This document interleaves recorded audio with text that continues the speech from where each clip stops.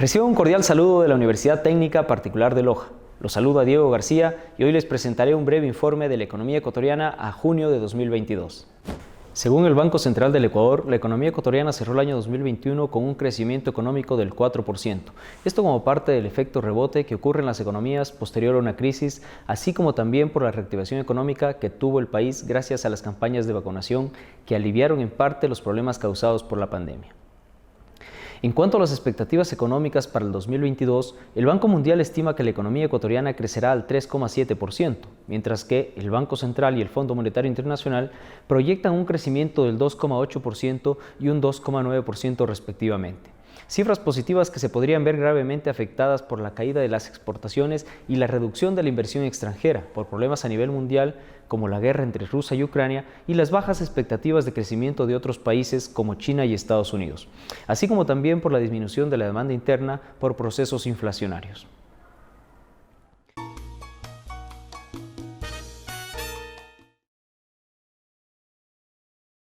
¿Qué tal, amigos de la Universidad Autónoma de Madrid? Soy Eduardo Loría, coordinador del Centro de Modelística y Pronósticos Económicos de la Facultad de Economía de la UNAM. Con el gusto de siempre, hoy les presento el reporte de México, titulado México de vuelta a la estanflación. Como todos sabemos, el fantasma de la estanflación está presente en todo el mundo, y es muy probable que hacia 2024 ya tengamos claramente un proceso estanflacionario en Estados Unidos. Incluso hay quien dice que puede haber una caída de la producción en términos absolutos. En México, por lo pronto, que es lo que nos ocupa en esta ocasión, quiero presentarles este video acompañado del acetato de PowerPoint. Bueno, como podemos ver en la primera gráfica, la inflación sigue creciendo de manera muy importante a pesar del PASIC, este programa que planteó el gobierno federal hace cerca de un mes, en donde se manejan subsidios por 400,000 millones de pesos para estabilizar el precio de energéticos y algunas otras medidas adicionales. A pesar de ello, pues la inflación sigue creciendo de manera importante. La inflación general está cerca de 7,7%. La subyacente, que es la más importante y la más delicada, sigue creciendo en 7,3%, y la inflación no subyacente, que contiene aquellos bienes y servicios que son menos estables, está alrededor del 9%. Por último, me gustaría compartir con ustedes cuál es el pronóstico de crecimiento del PIB y del PIB per cápita para este sexenio. Y para ello tomamos en cuenta lo que ha ocurrido desde 1970 por diferentes sexenios. En México el poder presidencial sigue siendo muy importante, ahora lo es más que hace 20 años. Y lo que podemos ver claramente en la gráfica es que ese sexenio es el que tendrá un crecimiento medio menor en la historia reciente, al menos desde 1970. No así en la caída del PIB per cápita. Y esto se debe básicamente a que el crecimiento demográfico en México ha caído sustancialmente, ¿no? Pero de no ser por ello, y lo podríamos comparar con el de Miguel de la Madrid, que fue en 82-88, tendríamos una caída del PIB per cápita aún mayor.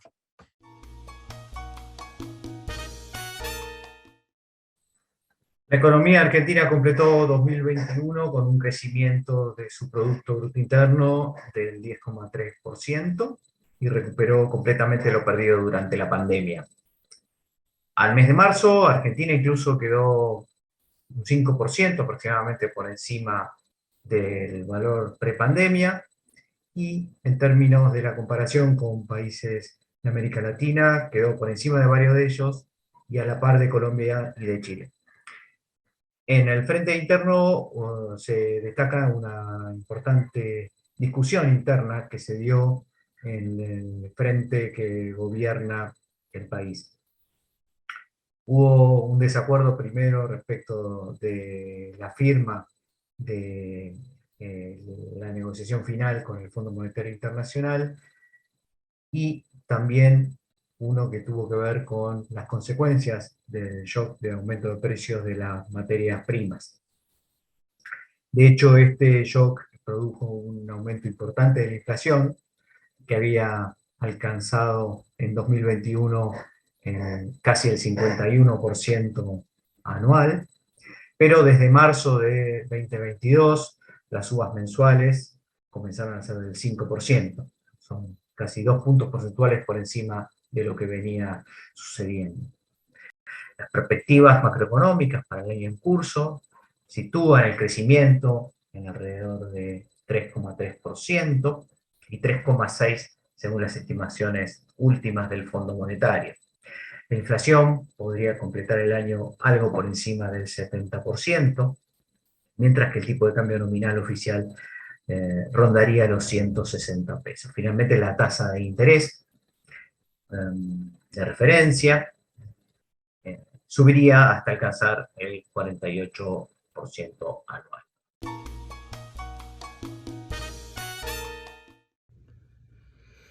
La economía peruana durante el primer semestre de este año 2022 ha sufrido los embates de la invasión rusa a Ucrania. La economía peruana depende mucho del petróleo que importa, también depende del gas, depende del trigo para hacer fideos, para hacer pan, etc. Depende del maíz amarillo duro como alimento para los pollos, etc. Y todo eso ha subido de precio sin mencionar el aumento también de los fletes marítimos. Todo esto que estoy comentando ha originado que la inflación, es decir, el aumento de precios, esté muy por encima de lo que el Banco Central trata de lograr cada año. El Banco Central busca una meta de máximo 3% de inflación anual, que en promedio se ha cumplido desde 2001 hasta 2021 incluido, en promedio anual. Pero para este año se espera una inflación del 9%, que desde luego baja los salarios reales, el poder de compra de la población. Y eso está unido a un crecimiento muy lento, que se estima que estaría entre 2.5 y 2.6%, lo que en otras palabras significa que tenemos crecimiento muy lento con inflación alta. Esa combinación llamada estanflación también es originada por un crecimiento de la inversión privada de este año, para este año estimada, de 0%. Entonces, entra aquí también a jugar la incertidumbre política, en el sentido que, bueno, no hay reglas muy claras para la inversión y entonces no hay crecimiento económico. Y necesitamos crecer sin inflación para generar empleo y reducir pobreza. Pero ninguna de esas cosas está ocurriendo, al menos este año. Esperemos que las cosas mejoren. Muchas gracias.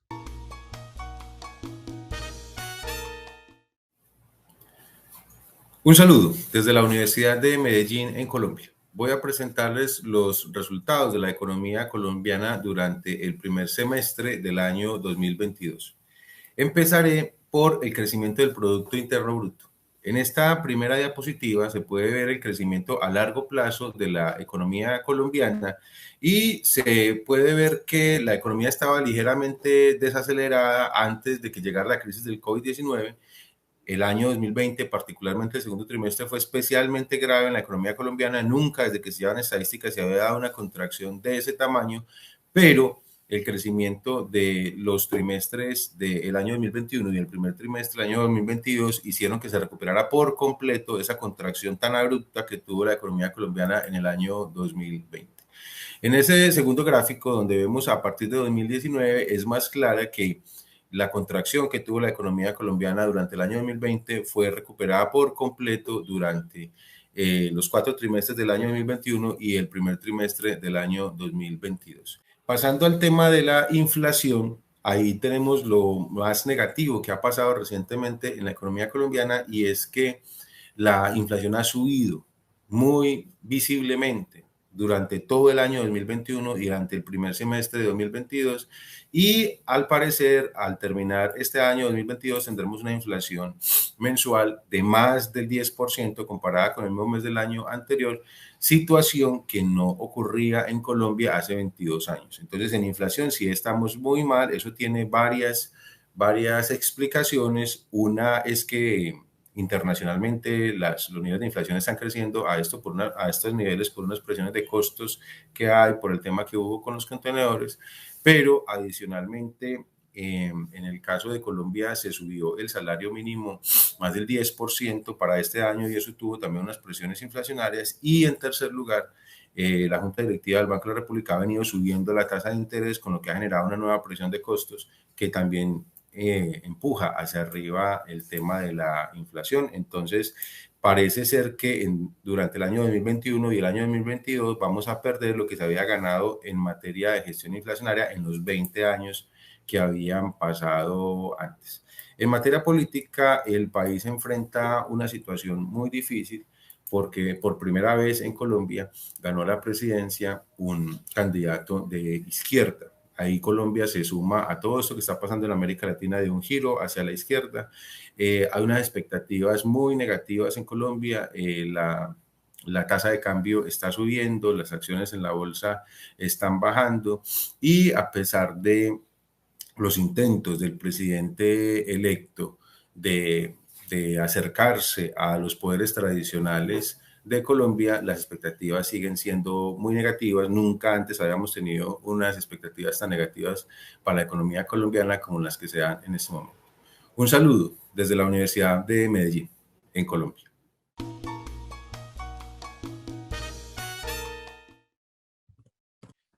Hola, soy Ignacio Rodríguez, les saludo desde la Universidad de la Frontera, en Chile. En esta ocasión voy a presentar los aspectos principales del informe económico de Chile del primer semestre del 2022, el cual pueden leer en detalle en la web del Círculo de Estudios Latinoamericanos. El informe se titula Desaceleración económica y alta inflación en Chile. Podemos comenzar diciendo que tras la pandemia del COVID-19, que golpeó fuertemente a la economía mundial en el año 2020, Chile tuvo una fuerte recuperación de la actividad económica en el año 2021, especialmente en el segundo trimestre, como vimos en el informe económico anterior.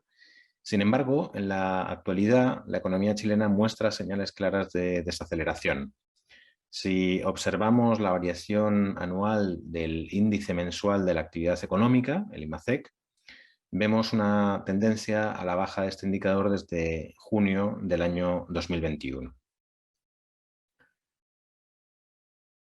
Ahora bien, este proceso de ajuste de la actividad económica no se ve reflejado en el consumo privado, que se mantiene en niveles elevados, similares a los alcanzados el año pasado. Tanto el consumo de bienes duraderos como el de servicios presentan un alto dinamismo en el primer trimestre de 2022. Esto se debe en gran parte al mayor uso de la liquidez proveniente de las medidas de estímulo fiscal y de la política de retiros de fondos de pensiones implementadas el año pasado para enfrentar los efectos de la crisis sanitaria en los ingresos de los hogares. En cambio, la inversión se ha contraído en el primer trimestre de 2022. Esto puede deberse a la incertidumbre política que genera el proceso constituyente y los efectos que las nuevas reglas del juego tienen en las expectativas de los inversores. En relación con el sector exterior, lo más relevante ha sido el impacto de la inflación y el riesgo de una recesión a nivel global en el precio del cobre, el cual ha caído por debajo de los $4 la libra por primera vez desde agosto de 2021. Para finalizar, dos breves comentarios sobre perspectivas económicas. El Banco Mundial ajustó a la baja el crecimiento económico de Chile en su último informe de perspectivas económicas mundiales, publicado en junio, en el que proyectaba un crecimiento para el país de 1,7% para 2022, 0,8% para 2023 y 2% para 2024. Esto implica una reducción de 2 décimas para este año, de 7 décimas para el próximo, mientras que se mantiene el pronóstico para el 2024 que se realizó en el informe anterior, que fue publicado en abril. Esta reducción proyectada en el crecimiento económico se explica principalmente por la caída en la inversión que se espera durante este año y el próximo. Bueno, esto es todo por hoy. Les invito a leer el informe completo en la página web de CESLA. Un cordial saludo y hasta la próxima.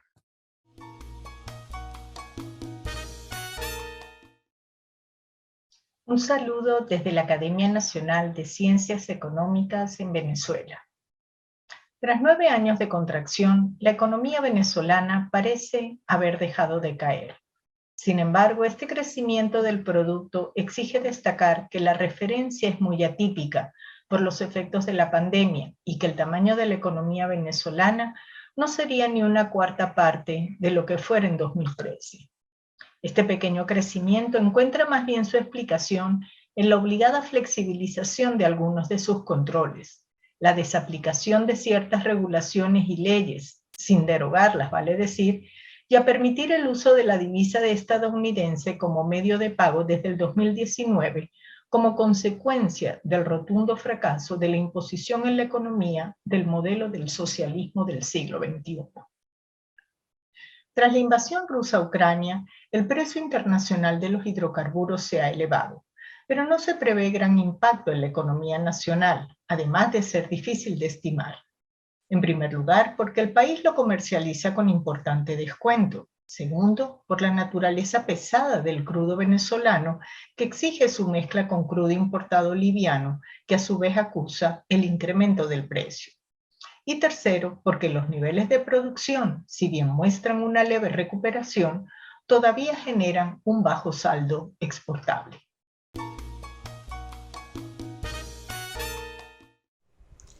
Hola, Gabriela Mordecki de la Facultad de Ciencias Económicas de la Universidad de la República de Montevideo, Uruguay.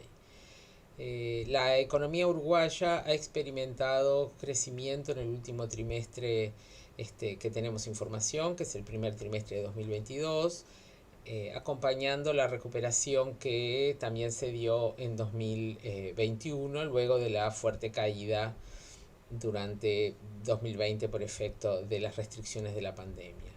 La economía uruguaya se recupera, pero va perdiendo dinamismo.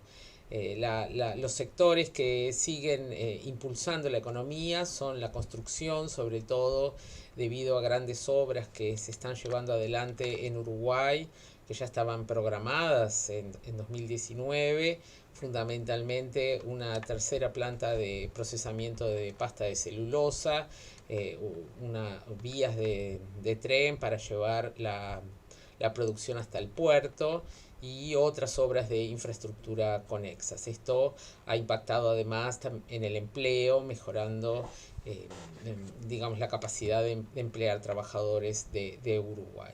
También el sector vinculado a la industria agroexportadora ha tenido un comportamiento muy dinámico, con las exportaciones aumentando por arriba del 40% durante los meses que van de 2022, acelerándose incluso con respecto al incremento de las exportaciones en 2021.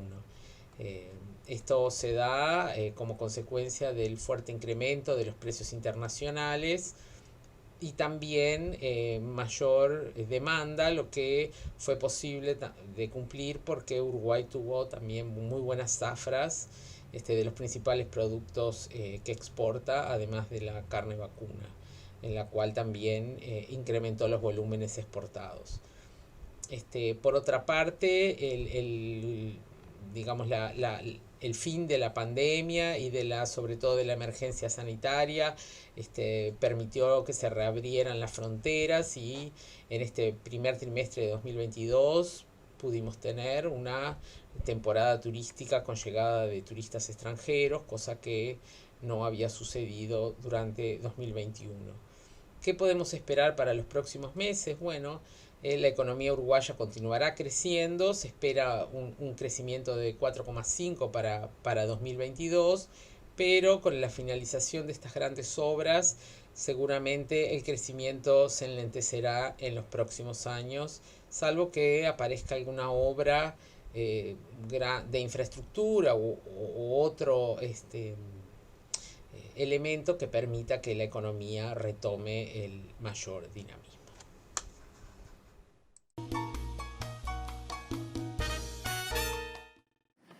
Hola, buenas. Vamos a presentar el informe correspondiente al primer semestre de 2022 para Cuba.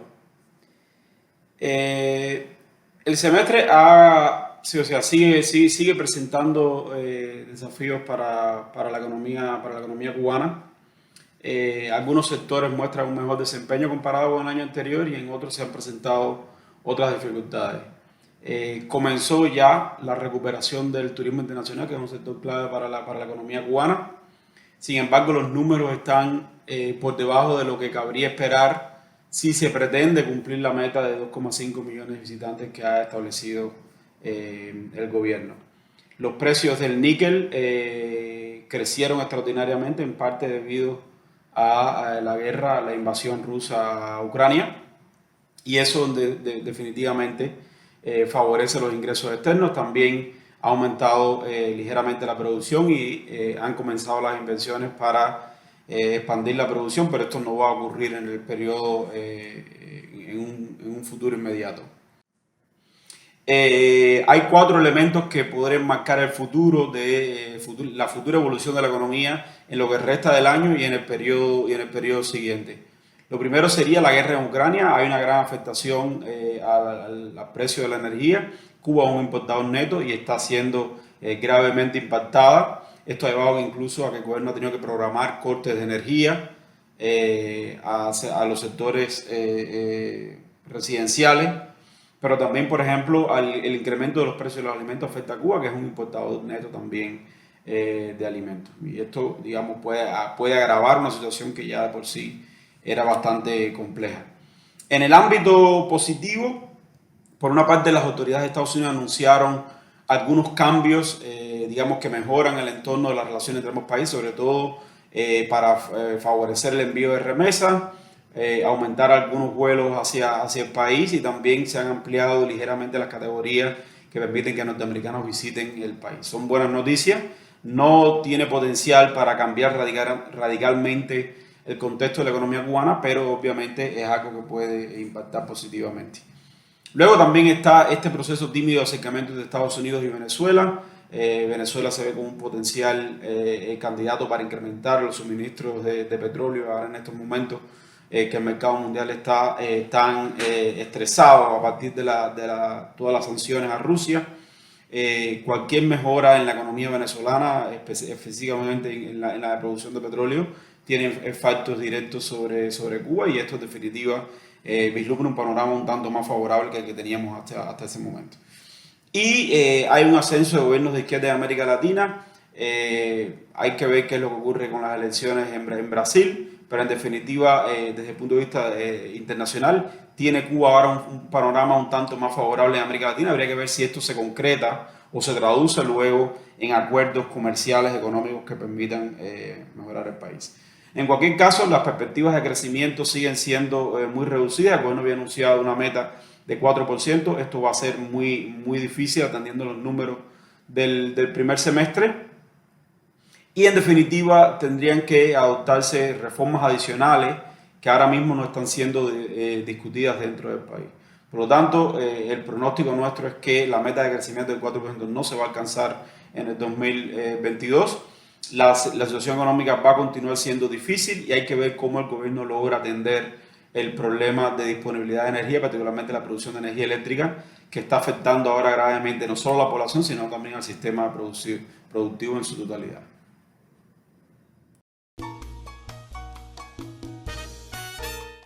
La economía de Puerto Rico pues sigue creciendo, producto de un estímulo fiscal fuerte que se está generando, ya que la reconstrucción posterior al huracán María es ahora donde se está gastando más que antes en la economía, en reconstruir la infraestructura de Puerto Rico.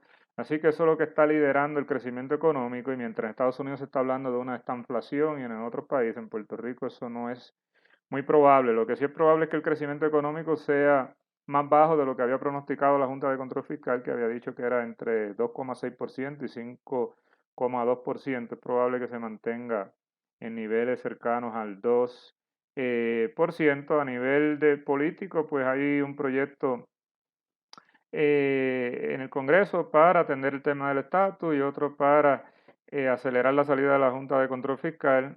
Ambos, pues, es probable que sean aprobados en la Cámara de Representantes del Congreso, pero no en el Senado. Y eso sería todo. Pues los invito a que vayan a leer el informe para más detalles. Muchas gracias.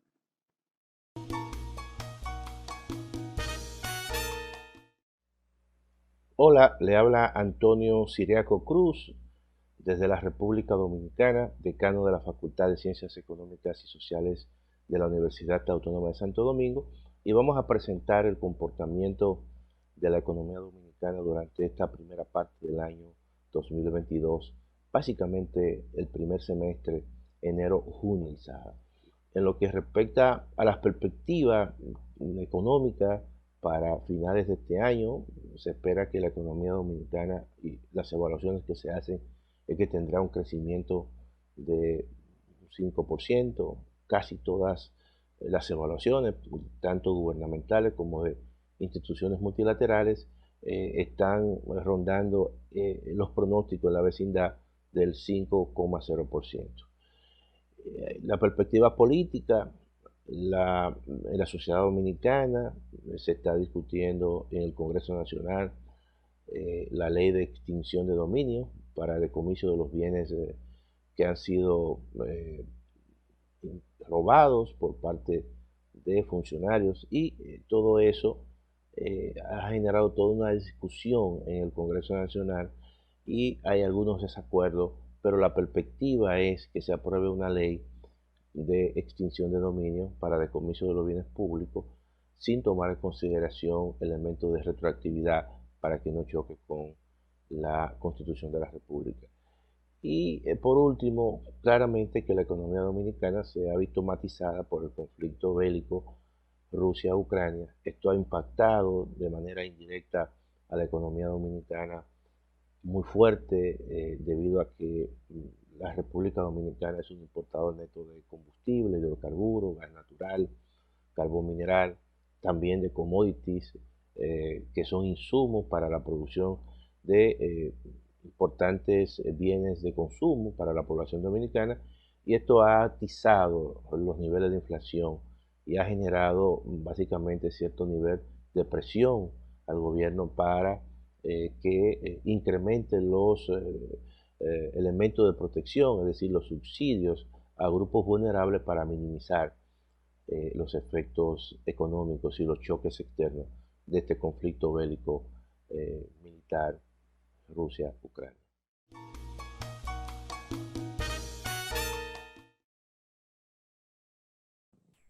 Estamos aqui, mais uma vez, para falar um pouco sobre a situação econômica do Brasil nos últimos meses e quais são as perspectivas. O Brasil, a gente pode dizer que no ano de 2021 recuperou, e até o início de 2022, o Brasil recuperou o PIB em termos reais pré-pandemia. Mas não se recuperou ainda da crise lá que começou em 2015, 2016, da forte desaceleração econômica causada pelo ajuste fiscal, pelas turbulências políticas e por uma série de problemas que a gente já tratou em outros boletins.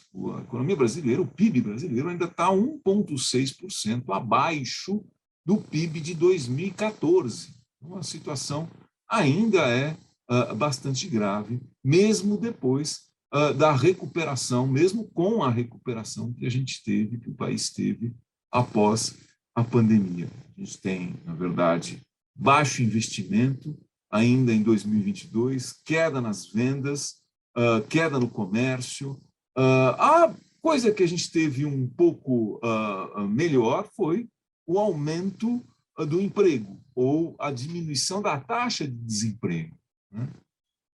A diminuição da taxa de desemprego, ela reflete essa retomada que a gente teve em 2021 e no início de 2022, que recupera, na verdade, a gente recupera as taxas de desemprego pré-pandemia, 11%, 12% de taxa de desemprego.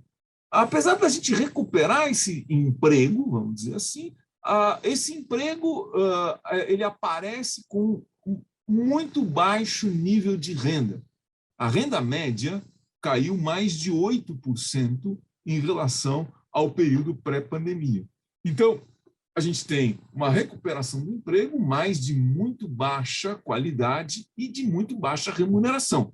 Claro, isso atrapalha ou sinaliza que qualquer expectativa de melhora nas relações a partir do emprego e a partir da renda são tênues ou dificilmente acontecerão.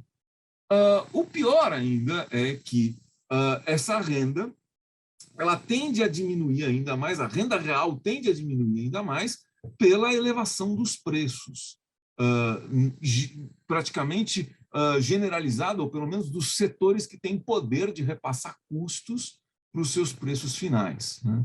Os preços que se elevam, que pressionam a inflação, primeiro já vem acontecendo há algum tempo, a desvalorização cambial, que afeta os preços dos produtos importados. Em seguida, com a desestabilização do mercado internacional de petróleo, com o crescimento do preço dos alimentos, a gente tem o preço dos combustíveis dolarizados por conta da privatização da Petrobras. Então, o brasileiro paga preço em dólar. Então, tanto a desvalorização cambial como a crise global do petróleo, apesar do Brasil ser produtor de petróleo, o brasileiro está pagando preço em dólar com salários em moeda nacional. A mesma coisa, de uma certa forma, acontece com os alimentos. O Brasil, por conta de ser exportador de alimentos, os preços dos alimentos no Brasil são também dolarizados.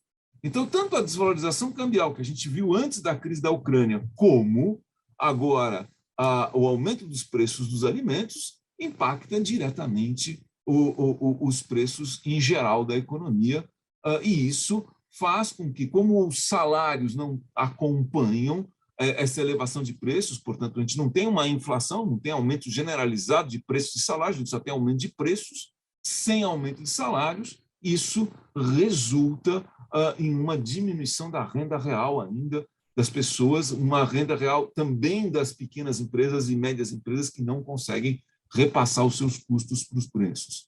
Então, isso são os elementos que, vamos dizer assim, que demonstram que é muito difícil, está muito difícil uma retomada da economia brasileira ao longo agora do ano de 2022.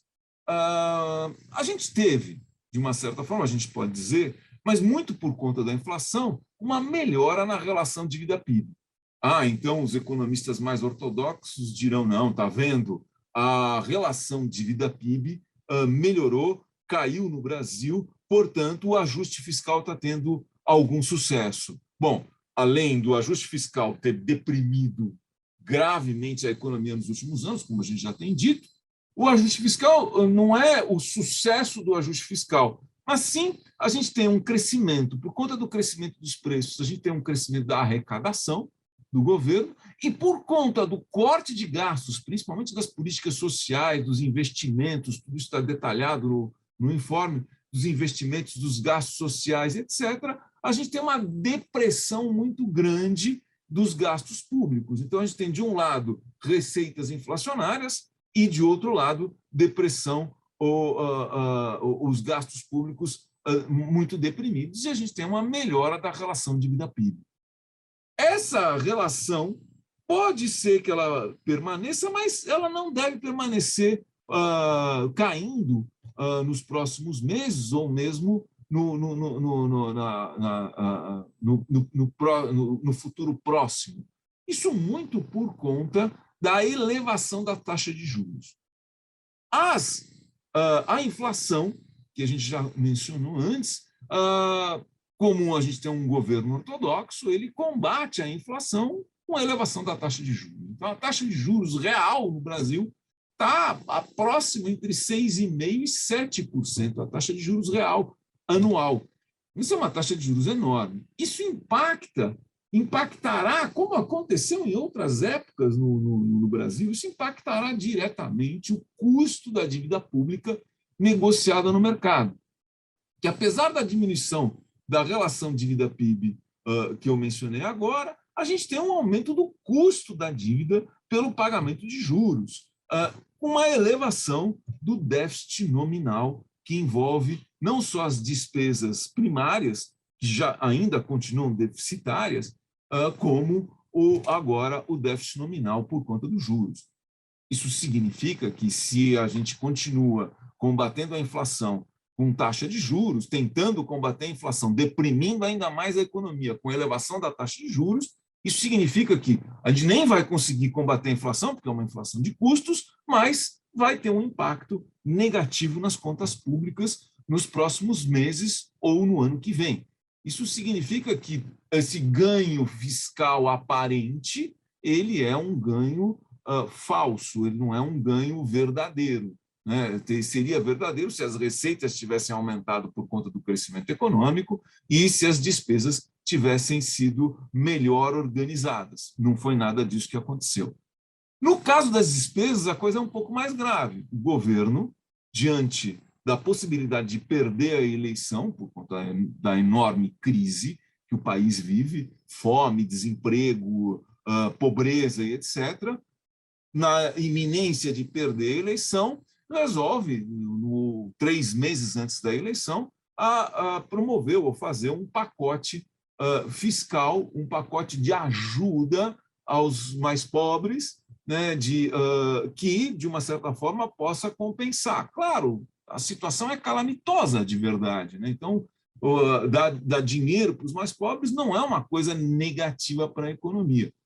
O problema é que é eleitoreiro, né? O problema é que é eleitoreiro.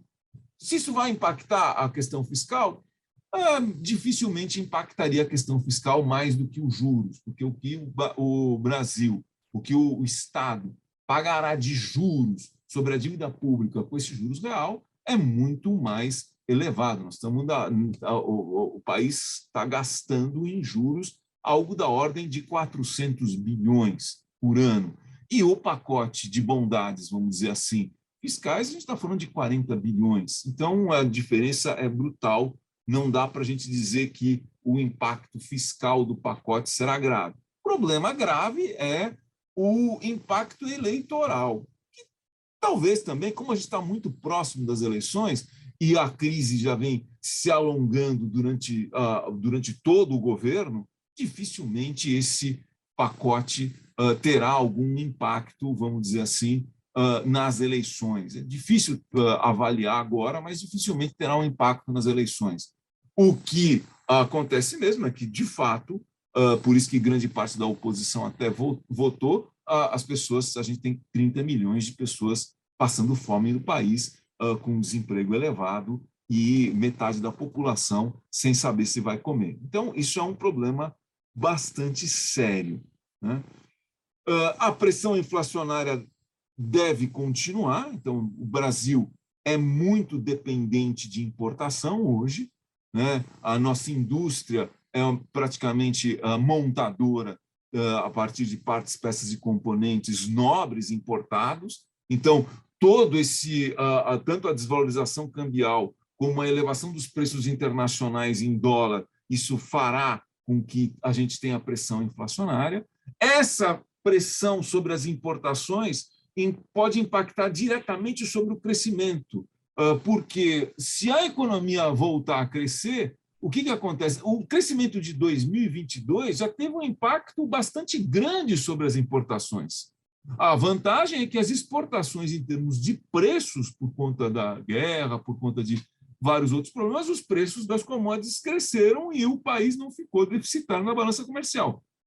Mas, se a gente retoma o crescimento e o preço das commodities se estabiliza ou cai, o preço do petróleo se estabiliza ou cai, o Brasil certamente terá problemas no balanço de transações e no balanço comercial no ano que vem, porque é fortemente importador. Isso significa que a situação não está nem um pouco tranquila. Qualquer tendência ao crescimento pode gerar outros tipos de problemas. Isso significa que o Brasil se colocou, de uma certa forma, por conta dos erros de política econômica, numa camisa de força.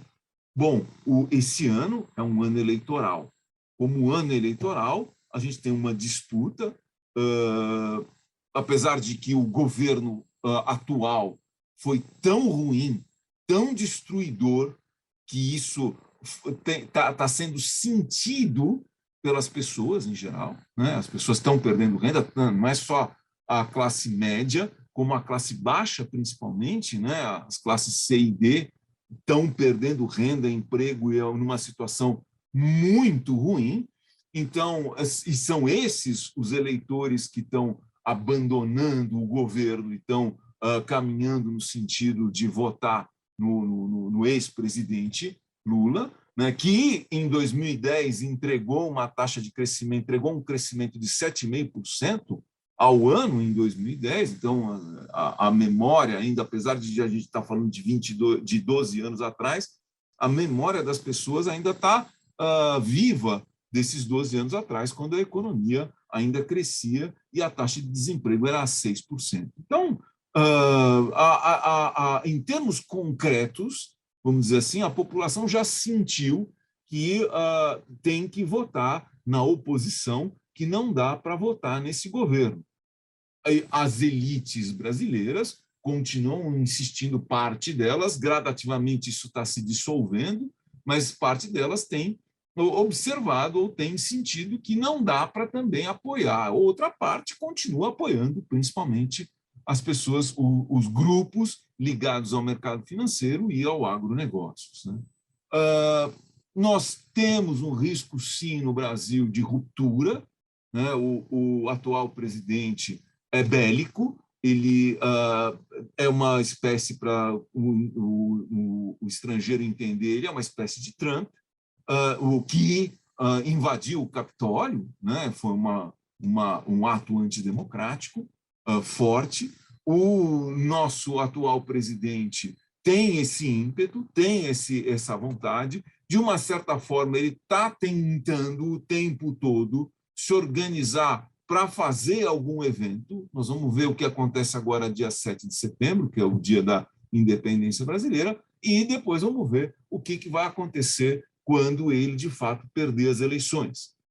É muito difícil, nesse momento, o Bolsonaro ganhar as eleições, é muito mais fácil o Lula, que é o ex-presidente, ganhar as eleições, conseguir, talvez, está se desenhando que isso possa ocorrer no primeiro turno, e a gente não sabe qual será o impacto político desse desenrolar, ou que medidas o atual presidente pode tomar diante da derrota. Várias vezes, no seu discurso, ele se desenha ou ele se coloca como alguém que vai fazer uma revolução armada, invadir o Congresso, ou sei lá o que vai fazer, a exemplo do Trump. Não se sabe até que ponto ele teria apoio, mesmo popular, para isso. Mas alguns analistas políticos dizem que sejam poucas pessoas, armadas, que saiam na derrota eleitoral fazendo algum tipo de bagunça, já resulta num desastre muito grande. A gente espera que isso não aconteça, a gente espera que a democracia seja no Brasil respeitada e que as eleições, de fato, ocorram da melhor forma possível. Obrigado.